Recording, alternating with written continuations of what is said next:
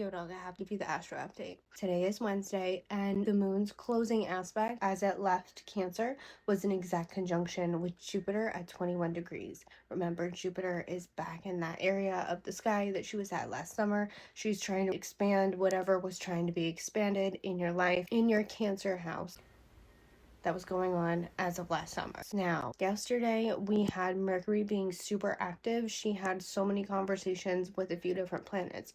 Mercury sextile Neptune, the planet of illusions, delusions, and everything that is not rooted in reality. She squared the north node of fate and destiny, and by 6:25 yesterday evening, Mercury trine Pluto retrograde. So Mercury was being super active. Communication energy was heavy yesterday in regards to the sextile to Neptune. Sextiles are suggestions, synchronicities, messages, little hints. Square to the north node. Squares are action or causing action to be taken, and trine is when the planets are in flow and in alignment with each other. So we had communication in alignment with the Pluto retrograde story that is ordained and destined and fated, as well as a sextile to this delusional illusions and things that do not exist in real life either yet or because they just don't exist in real life. The trine of Mercury getting into alignment with this Pluto retrograde story. Now communication is coming on board and coming into the chat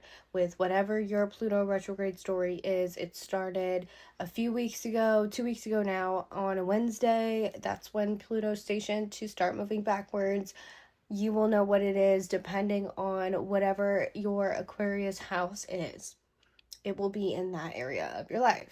So the 20th, Wednesday, we have the sun entering Gemini, which happy birthday to all the Geminis. We have twin energy getting activated in the atmosphere, and then right behind it, 2 hours later, we have the moon entering Leo, which is super nice. This will create a trine with the energy that is currently located in Aries, which is Neptune and Saturn.